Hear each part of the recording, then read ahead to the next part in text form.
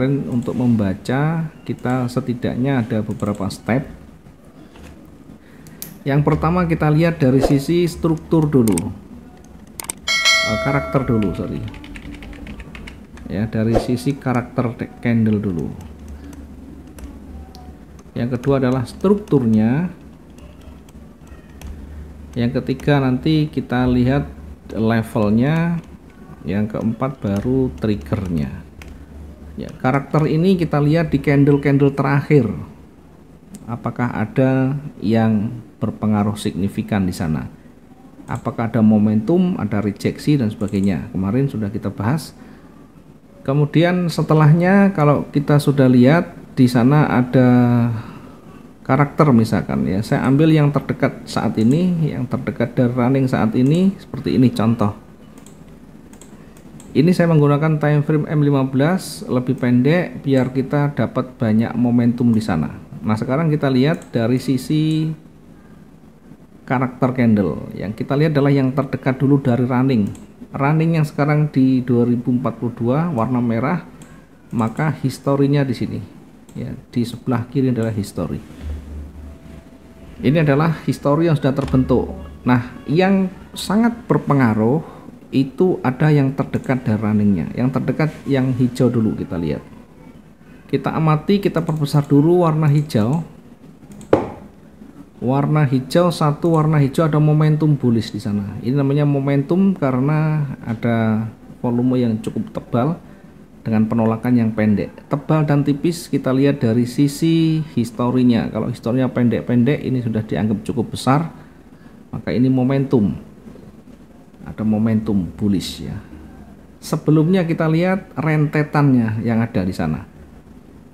Kita lihat dulu awalnya naik, kemudian mulai ada kebimbangan di sini. Di materi kemarin sudah kita sampaikan di karakter candle ada candle yang bingung di sana. Dia naik sudah ditolak, turun juga ditolak. Dibuktikan dengan volume yang tipis. Volume candle yang tipis. Kemudian berikutnya terkonfirmasi warna merah. Sehingga sebenarnya dari sisi trigger ini kita bisa entry di sini. Ya, kita bisa entry. Atau kalau misalkan kita masih ragu karena konfirmasi candlenya masih merah kecil, maka setidaknya kita tunggu setengah dari body hijau di sini. Sehingga kita butuh konfirmasi berikutnya di candle kedua. Dari candle kedua inilah setidaknya ada konfirmasi ya, ada trigger untuk kita entry. Triggernya apa? Di sini ada rejeksi ya, ada rejeksi. Di sini ada rejeksi. Ada penolakan, ada loss momentum, kekuatan hijau yang mulai melemah. Kemudian ada konfirmasi. Di sini konfirmasi namanya ya.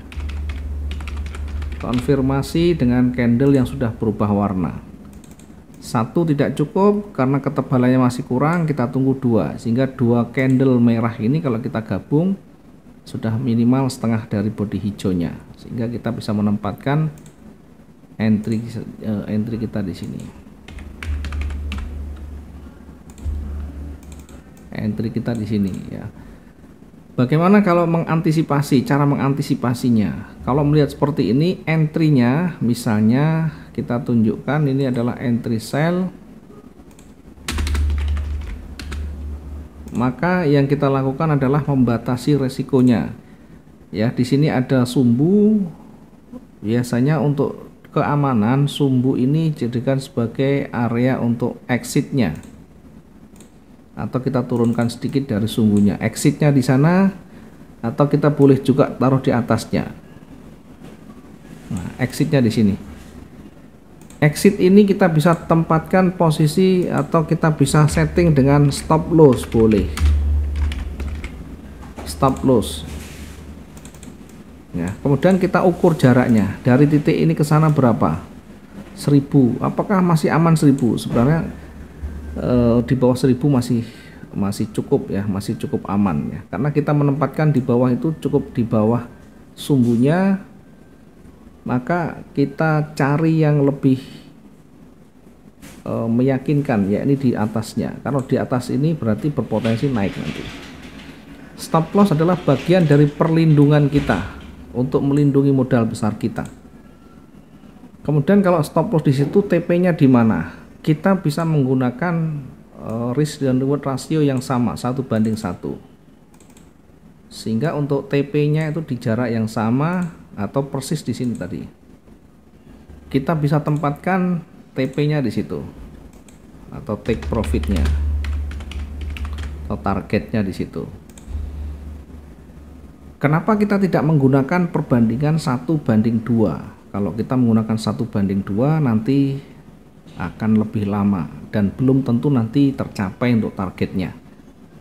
Maka saya lebih cenderung untuk trading harian gunakan 1:1 ya. Nah, nanti intinya endingnya harus minimal lebih besar profitnya kalau kita ingin konsisten. Tetapi suatu saat tidak selalu kita bisa dapatkan. Pasar itu tidak bisa dipastikan, sehingga kalau misalkan ada kalanya satu hari rugi tidak masalah, yang penting kumulatifnya secara umum kita masih beruntung ya, masih ada sisa untungnya. Nah, ini contohnya, jadi strukturnya dia mengarah ke atas, di atas mulai ada penolakan. Kalau kita ingin lihat di sebelah kiri jauh tidak ketemu, maka naikkan time frame-nya dari M15 H1. H1 tidak ketemu terlalu jauh, naik ke H4. H4 tidak ketemu, misalnya kita naik lagi D1. D1 tidak ketemu, naik di W1. W1 nanti akan ketemu, kalau tidak ketemu lagi di MN1 ya. Sehingga berada di puncak akan ketemu, oh di sebelah kiri ada sumbu. Kalau kita pengen detail lagi di MN, nanti akan ketemu di sini ada penolakan, di sini ada penolakan. Sekarang berada di puncak, harga itu berada di puncak. Maka tadi saya ingatkan, di puncak itu berpotensi akan memantul, akan koreksi karena harga sudah terlalu tinggi. Koreksi itu bukan berarti nanti berbalik ya. Kita masih uji dengan area retracement jauh ya. Kalau kita ambil posisi sell, waktunya harus exit dengan cepat. Karena ibaratnya kita jangka pendek ya, untuk fokus utamanya adalah naik. Oke, ini kalau kita pengen melihat level sisi sebelah kiri nanti akan ketemu. Kita kembalikan lagi ke M15. Ini contohnya. Nah, sekarang pergerakannya sudah mulai berjalan. Nah, biar kita coba nanti buktikan, kita uji ke depan. Sekarang arahnya sudah menuju ke bawah. Nah, kita ambil yang terdekat dulu di sini. Ini namanya tren dulu yang terdekat, tren naik yang terdekat. Ya, di sini mulai yang kelihatan, yang lebih datar di sini ya, dari datar, kemudian mulai bergerak naik ya. Kita bisa mengujinya di sini, sehingga untuk menentukan retracement Fibonacci itu dari body yang bawah ke body yang atas warna hijau. Area Fibonacci berada di 61 dan 50%. Sehingga ketika mendekati di sini nanti kita uji ya, mendekati itu bisa menempel, bisa kurang, bisa lebih sedikit, bisa berada di situ. Nah, itu namanya mendekati. Ketika mendekati area di sini, maka kita lihat nanti bagaimana candle terbentuk. Candle terakhir terbentuk. Perhatikan yang sekarang ini candlenya berada di atas dari level retracement ya. Di sini kita tandai dengan retracement area.